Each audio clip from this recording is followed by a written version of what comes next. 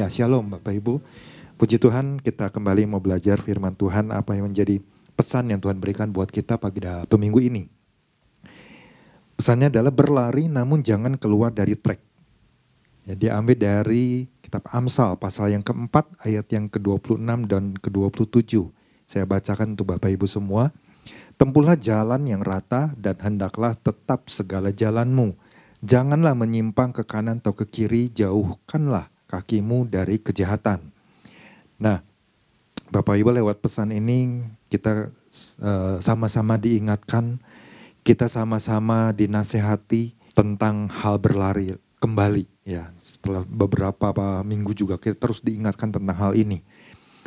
Namun betul seperti apa yang dikatakan oleh saudara, kita bukan asal berlari. Ya, kita juga bukan menjadi orang yang merasa sedang berlari. Ya, merasa aman-aman aja. Tapi mungkin tanpa disadari udah ada di dalam track yang salah. Ya, bukan di dalam track yang seharusnya.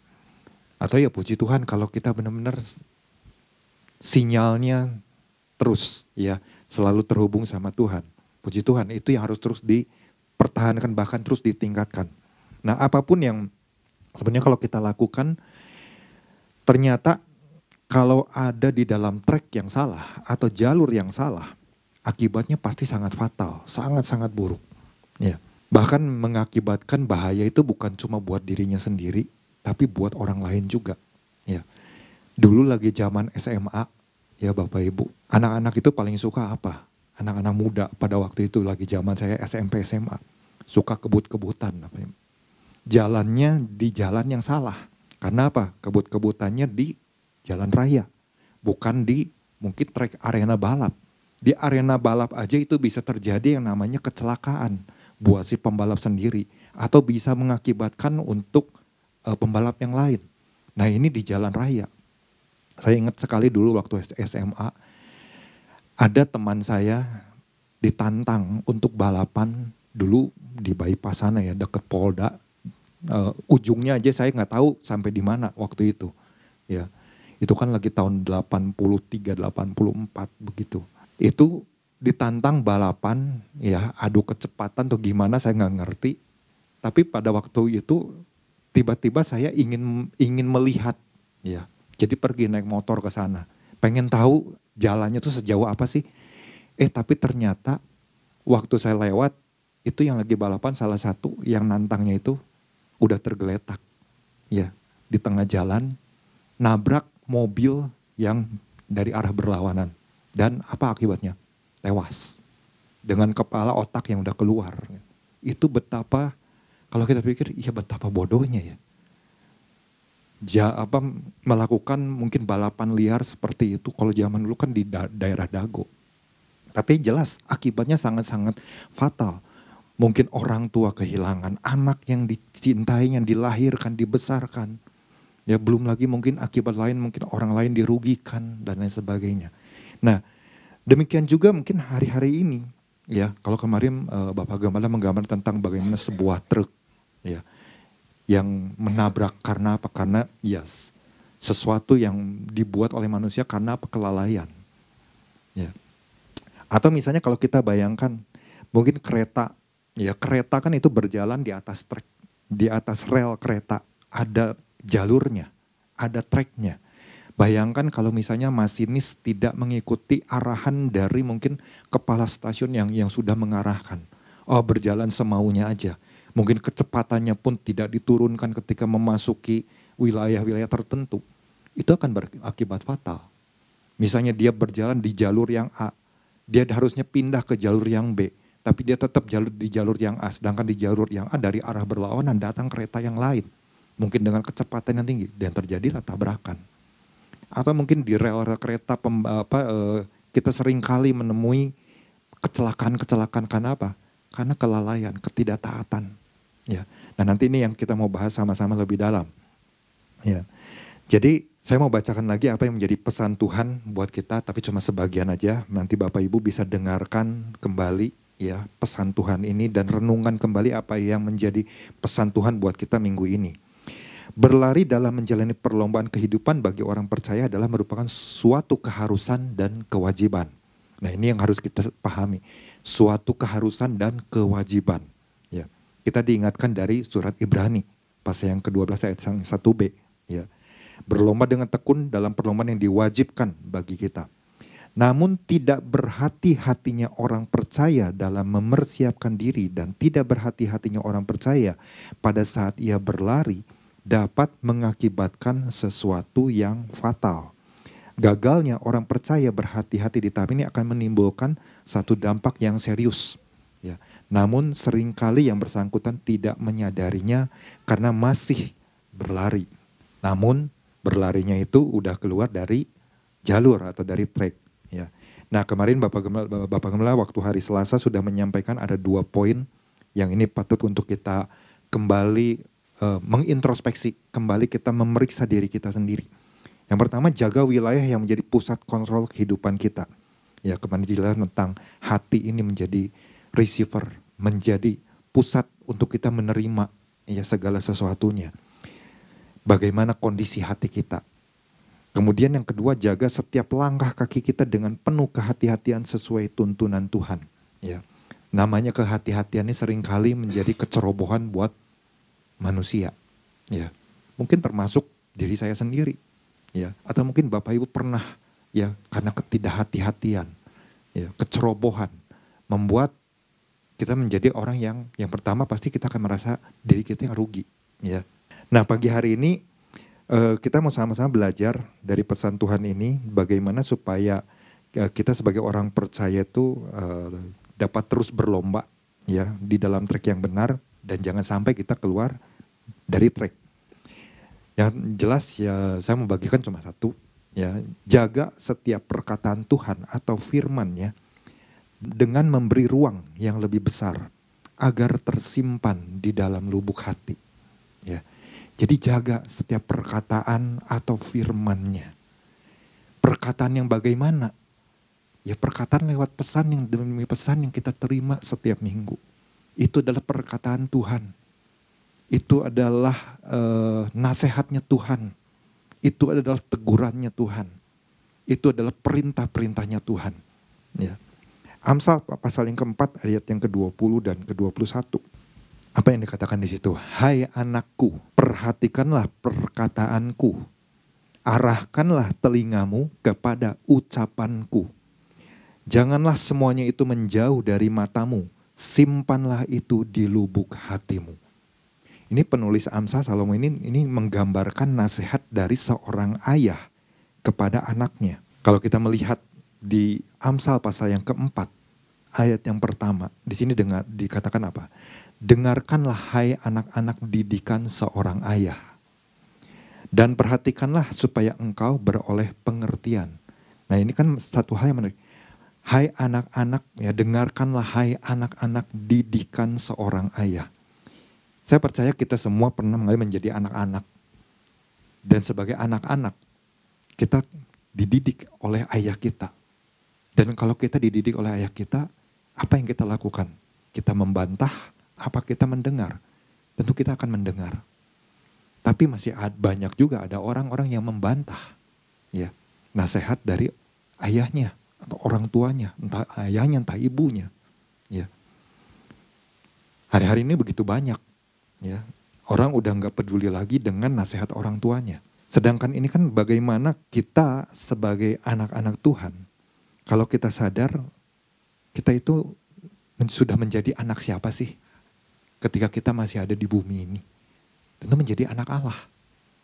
Di dalam Roma pasal yang ke-8 ayat ke-15 dikatakan apa? Sebab kamu tidak menerima roh perbudakan yang membuat kamu menjadi takut lagi, tetapi kamu telah menerima roh yang menjadikan kamu anak Allah. Oleh roh itu kita berseru ya Aba, ya Bapa. Kita bisa berseru ya Aba, ya Bapa. Artinya kita menganggap diri kita memang anak. Aku adalah anaknya. Dan Tuhan adalah Bapa kita. Artinya lewat pesannya, oh berarti saya harus dengar didikannya Bapa di surga. Karena apa? Jelas ini Amsal 4 kalau Bapak Ibu baca, ya kenapa kita harus belajar untuk menjaga setiap perkataan Tuhan. Di sini dikatakan, Ya, di ayat yang ke-1. Bagian B-nya, perhatikanlah supaya engkau beroleh pengertian. Ya, itu yang ayat pertama. Nah, kemudian yang kedua, karena aku memberikan ilmu yang baik kepadamu. Bapa kita di dunia selalu memberikan yang baik, nasihat-nasihat yang baik. Enggak mungkin nasihat yang jahat. Enak kamu mencuri ya, enak kamu boleh membunuh ya, enggak. Pasti akan selalu, nak kamu harus punya hidup, jalani hidup dengan sebuah kejujuran. Nak kamu harus bisa menjaga mungkin integritasmu. Nak kamu harus bisa begini. Yang membuat orang itu akan semakin mungkin melihat dirimu, engkau akan diangkat. Ya. Pasti orang tua atau ayah akan mengajarkan hal-hal yang baik. Lalu dikatakan apa? Janganlah meninggalkan petunjukku. Anggaplah ini yang saat ini kita dengar, Bapa kita di surga sedang berkata hal itu kepada kita semua. Ya, kepada kita masing-masing. Karena ketika aku masih tinggal di rumah ayahku sebagai anak, lemah, dan sebagai anak tunggal bagi ibuku. Nah, di ayat yang keempat ini ya. Aku diajari ayahku, katanya kepadaku, biarlah hatimu memegang perkataanku. Berpeganglah pada petunjuk-petunjukku, maka engkau akan hidup. Jadi ini yang harus kita pegang. Perkataan Tuhan itu harus kita jaga, kita pegang. Ini ada sesuatu yang menarik Bapak Ibu dari ayat yang keempat dan ayat yang ke-21. Nanti kita gali di bagian dalam. Nah, lalu apa yang menjadi mungkin masalah buat orang percaya hari-hari ini? Ya, kalau kita diingatkan, ayo jaga perkataannya Tuhan. Ayo simpan perkataan Tuhan itu di dalam lubuk hatimu. Dan jadikan itu di dalam lubuk hati kita, buat ruang yang lebih besar. Gimana cara buat ruang yang lebih besar? Dengan kita membuang hal-hal yang tidak berkenan di mata Tuhan. Mungkin kita masih menyimpan yang namanya iri hati. Karena apa hal itu mungkin muncul? Di zaman dulu, ya, dari sejak zaman Adam dan Hawa, ternyata kalau kita renungkan, ternyata satu kalimat aja, ketidaktaatan. Manusia dihadapkan oleh pilihan. Free will. Engkau mau taat atau engkau mau tidak taat. Kalau engkau taat, engkau akan begini. Kalau engkau tidak taat, engkau akan begini. Ada dua hal yang berlawanan. Ya, itu udah pasti. Tapi kita mau belajar. Ya. Kalau kita baca kitab Amsal Bapak Ibu, itu ada 31 pasal. Ada banyak nasihat yang bisa kita renungkan hari lepas hari. Dan itu memberikan nilai-nilai yang sangat-sangat baik. Bagaimana kita menjalani kehidupan supaya kita tidak keluar dari track yang Tuhan sudah tetapkan. Ya. Tapi kita terus berjalan di dalam track yang benar. Ya. Mungkin 1 bulan ada yang 31 hari. 1 bulan ada yang 30 hari. Ada yang di bulan Februari, ada yang 28 atau di tahun yang tertentu ada yang isinya 29. Nah Bapak Ibu tinggal atur. Kalau yang 28 hari mungkin di hari ke-27-nya bisa berapa pasal, di hari ke-28-nya menghabiskan. Kalau 29 hari sama, 30 hari pun sama. Bisa diatur sendiri di bagian-bagian akhirnya. Kalau 31 hari, berarti 1 hari 1 pasal kitab Amsal bisa kita baca, kita renungkan. Banyak sekali nasihat-nasihat yang bisa menuntun kita untuk bisa berjalan di dalam jalan yang Tuhan berikan. Ya. Nah, kita bisa melihat sejak Tuhan menciptakan manusia jatuh dalam dosa. Karena apa? Ketidaktaatan untuk melakukan perintah Tuhan, untuk melakukan perkataan Tuhan, tidak menjaga dengan baik, tidak memegang dengan baik. Bahkan di dalam terjemahan versi mudah dibaca, itu kalau Bapak Ibu kan kita bisa lihat, dari sejak manusia diusir dari Taman Eden, itu kalau Bapak Ibu baca di Kejadian pasal yang ke-6, itu Bapak Ibu akan menemukan satu ayat di mana di situ dikatakan begini, manusia menjadi jahat dan Tuhan melihat bahwa mereka hanya berpikir tentang yang jahat sepanjang waktu. Jadi pikiran manusia karena dia sudah keluar dari tracknya, diusir dari Taman Eden. Ya. Apa yang ada dalam pikiran manusia?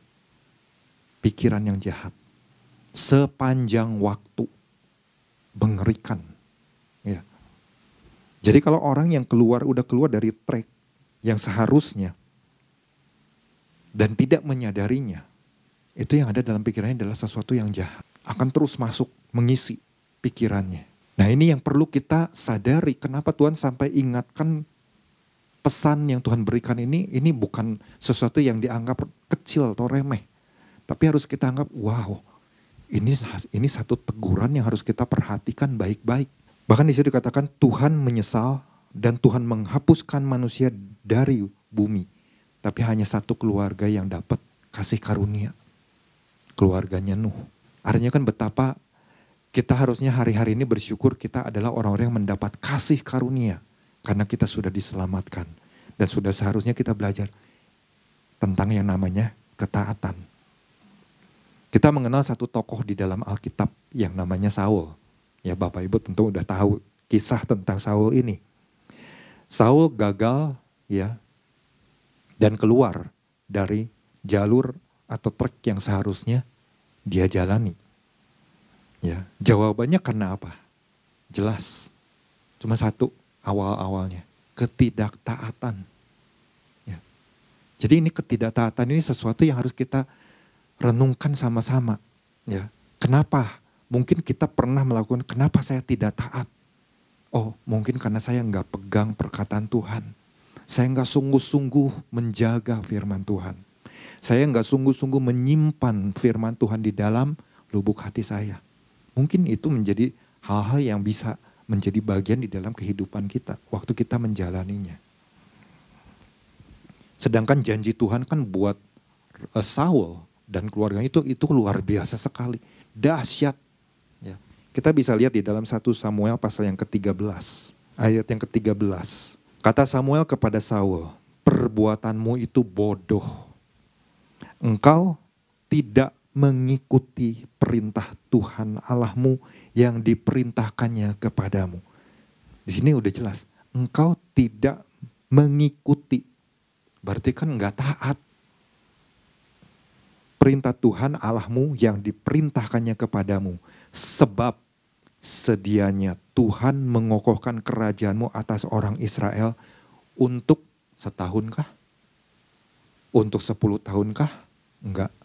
Di situ dikatakan dengan jelas untuk selama-lamanya. Wah, itu janji yang luar biasa. Tapi sayangnya Saul gagal untuk menjaga. Ya. Dan apa yang Saul lakukan ternyata ia enggak nyadari. Ya. Dia enggak mau memperbaiki mungkin kelemahannya, kekurangannya, kesombongannya mungkin yang tidak dia sadari. Ya. Sehingga akibatnya dia semakin keluar, jalurnya semakin jauh. Ya. Diawali dengan bagaimana ketidaksabaran Saul. Waktu dia harus menunggu kedatangan Nabi Samuel untuk mempersembahkan korban kepada Tuhan. Ya. Waktu orang Filistin udah mau menyerang nih, menyerang kerajaan dia, menyerang bangsa Israel.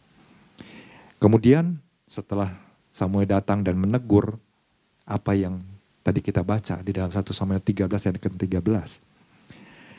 Kemudian waktu Tuhan perintahkan lagi, tumpas orang Amalek. Ya, jangan engkau sisakan. Nah, Saul enggak melakukan lagi. Dia enggak sadar lagi. Dia keluar lagi. Ya. Udah diingatkan lagi ternyata tetap masih seperti itu. Bahkan waktu menghadap, dia ketemu dengan yang namanya Daud. Dari sejak saat itu mulai pikirannya itu udah masuk pikiran-pikiran yang jahat. Iri hati, ya, kebencian dia simpan, kepahitan dia simpan. Karena apa? Karena dia mendengar ada orang-orang yang memuji-muji. Daud itu mengalahkan musuh berlaksa-laksa, tapi Saul beribu-ribu. Waduh, sakit hatinya. Ya. Sampai bagaimana ketika ketemu sama Daud waktu Saul mengejar Daud karena dia berpikir ini Daud berbahaya. Daud harus ditumpas, harus dibunuh. Padahal Daud ini adalah menantunya. Ya. Nah, ini kan udah jelas kalau kita nggak menyadari tentang hal ini akan membuat orang itu semakin jauh. Makanya jangan sampai terjadi. Ya. Nah, makanya itu sebabnya saya katakan penting bagi kita umatnya, ya, untuk memegang perkataan Tuhan, memegang firman-Nya, menyimpannya dalam lubuk hati. Tapi kita harus ingat, harus ada ruang yang terus diperbesar. Bukan jadi semakin besar, bukan seperti itu, tapi mungkin hati kita sebesar ini. Bagaimana supaya bisa lebih besar? Buang hal-hal yang kotor, buang hal-hal yang tidak berkenan. Nah, kata memegang ini kalau kita baca ya di dalam bahasa aslinya itu memiliki arti menggenggam. Itu ditulisnya tamak, ya, dibacanya taomak. Menggenggam, meraih, memegang erat, menjaga. Sedangkan kata peganglah, ini kalau kita baca, ya kita buka cari bahasa aslinya, itu ternyata sama artinya dengan kata apa yang tertulis di dalam pasal yang keempat ayat yang ke-21 tadi, yang kita sudah baca. Simpanlah itu di lubuk hatimu. Jadi kata peganglah dan kata simpanlah itu menggunakan satu kata, ya, yang namanya samar. Ditulisnya saw, S-H-A-W, mar, M-A-R. Jadi kalau kita mungkin cari artinya apa sih kurang lebih, ya, kata menyimpan ini.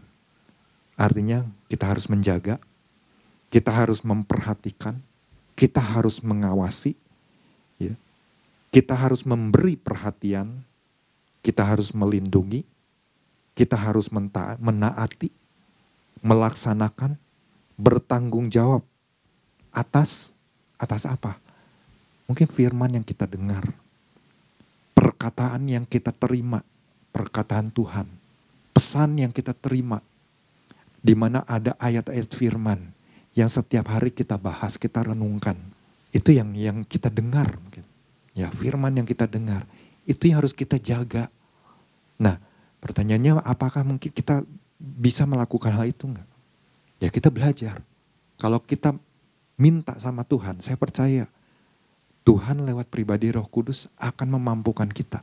Itu sebabnya waktu saya merenungkan hal ini, saya semakin memahami kenapa seorang Daud, dia sampai berkata, firman-Mu itu pelita bagi kakiku dan terang bagi jalanku. Artinya Daud sangat sadar firman Tuhan itu biarlah menjadi pelita buat kaki dia supaya langkah dia itu selalu ada di dalam kehati-hatian, langkah dia itu enggak keluar dari tracknya yang Tuhan sudah tetapkan. Ya, dikatakan terang bagi jalanku. Supaya waktu ada yang gelap, dia enggak tersesat. Tapi dia ada di dalam jalannya Tuhan, terangnya Tuhan. Yang selalu menerangi. Makanya kalau kita renungkan lagi, kenapa Daud bisa melakukan hal itu ya? Ternyata ada kunci jawabannya. Kalau kita buka, ya, di dalam Mazmur pasal yang ke-119. Itu kan yang ayat tadi, firman-Mu itu adalah pelita, ya. Bagi kakiku itu ada di ayat yang 105. Tapi kalau kita baca kuncinya itu ada di mana? Kita buka di ayat awal, ayat yang kedua. Ini yang menjadi kuncinya buat seorang Daud. Dan ini bisa menjadi hal-hal yang bisa kita lakukan sebetulnya sebagai orang-orang percaya hari-hari ini. Dikatakan begini, berbahagialah orang-orang yang memegang peringatan-peringatannya. Ya, disitu memegang peringatan-peringatannya. Artinya memegang, kita menyimpan di dalam hati, menjaga, memelihara, memperhatikan, bertanggung jawab. Wah, itu luar biasa. Seorang Daud bisa melakukan hal tersebut itu kita belajar banyak. Yang mencari dia dengan segenap hati. Itu udah jelas menjadi kunci buat seorang Daud. Kenapa dia bisa melakukan hal tersebut? Yang tidak melakukan kejahatan tetapi yang hidup menurut jalan-jalan yang ditunjukkannya. Engkau sendiri telah menyampaikan titah-titahmu supaya dipegang dengan sungguh-sungguh. Sekiranya hidupku tentu untuk berpegang pada ketetapan-Mu, maka aku tidak akan mendapat malu apabila aku mengamat-amati segala perintah-Mu. Nah, itu yang dilakukan oleh seorang Daud. Dia mengamat-amati perintah Tuhan. Beda dengan Saul yang tidak mengikuti perintah Tuhan. Jadi kita bisa melihat, oh kenapa ya? Mungkin kalau kita pernah melakukan hal-hal yang salah, ketidaktaatan. Ya karena mungkin kita nggak memegang firman Tuhan itu dengan erat. Kita nggak bertanggung jawab atas firman yang mungkin kita dengar, yang kita terima. Dan yang harus kita lakukan ya datang sama Tuhan. Ya. Hal yang sangat mudah. Ya, tangan Tuhan selalu terbuka. Tuhan akan berikan jalan keluar. Tuhan akan tuntun. Ya. Tuhan akan kembalikan kepada track yang seharusnya kita jalani. Kita ingat kisah Yunus. Yunus disuruh pergi ke Niniwe. Tapi dia keluar dari jalan yang Tuhan sudah tetapkan. Dia nggak mau pergi ke sana. Dia punya jalannya sendiri. Tapi Tuhan tegur. Ya Tuhan arahkan, Tuhan balikan kembali. Engkau harus ke Niniwe. Untuk menyampaikan apa yang aku mau sampaikan. Menyelamatkan sebuah bangsa. Ya, yang tidak bisa membedakan mana tangan kanan, mana tangan ini kan satu bangsa yang kasihan sekali. Dan Tuhan punya belas kasihan itu. Nah, ini yang harus kita sama-sama lakukan. Ya. Bahkan kalau Bapak Ibu baca, ini kalau mungkin saya ingat dulu waktu baca Mazmur pasal 119. Begitu dilihat, aduh pasalnya banyak ya. Aduh rasanya malas. Tapi waktu udah mulai memahami, mulai mengerti, ternyata Mazmur 119 begitu banyak sekali hal-hal yang harus kita lakukan. Bagaimana seorang Daud dia dikatakan memegang perintah-perintah Tuhan, hukum-hukumnya Tuhan, ketetapan-ketetapannya Tuhan. Ya. Ini kan luar biasa. Ini yang harus sama-sama kita mungkin hari-hari ini kita renungkan kembali. Di dalam pengiringan kita sekian tahun dengan Tuhan. Mungkin masih ada ketidaktaatan yang kita lakukan. Yuk mari kita perbaiki. Ya. Oh mungkin saya sudah melanggar ketetapannya Tuhan. Ya. Oh mungkin saya sudah melanggar apa yang Tuhan sudah tetapkan. Kalau di jalan raya aja kita bisa melihat betapa orang-orang aja udah nggak peduli dengan yang namanya rambu-rambu lalu lintas. Ya. Sesuatu yang kelihatan. Nah apalagi mungkin kita yang saat ini kita nggak bisa melihat Tuhan. Tuhan yang kasih perkataan-perkataannya. Yang mungkin kita nggak bisa dengar mungkin secara audible, secara visual. Tapi mungkin lewat perkataan dari hamba Tuhan. Ya. Kalau kita menjadi orang yang nggak peduli. Nggak mau mendengarkan. Ya kita udah pasti akan jalannya tuh di jalur yang salah. Mungkin kita hanya berpikir kita berjalan di jalur yang benar menurut pikiran kita sendiri. Tapi tidak menurut pikirannya Tuhan. Nah ini yang mau sama-sama kita belajar pagi hari ini. Ya, sesuatu yang kadang-kadang mudah untuk dilakukan. Tapi ternyata waktu kita menjalaninya, mempraktekannya. Oh ternyata gak mudah juga ya. Ketidaktaatan dengan yang namanya ketaatan. Mana yang mau kita pilih? Tentu kita mau belajar. Ya Tuhan, aku mau belajar untuk terus taat dengan setiap perkataan Tuhan. Taat kepada firman Tuhan. Nah ini yang pagi hari ini bisa sama-sama kita belajar. Ya saya juga belajar dari apa yang bisa saya sampaikan untuk Bapak Ibu semua. Tuhan Yesus memberkati.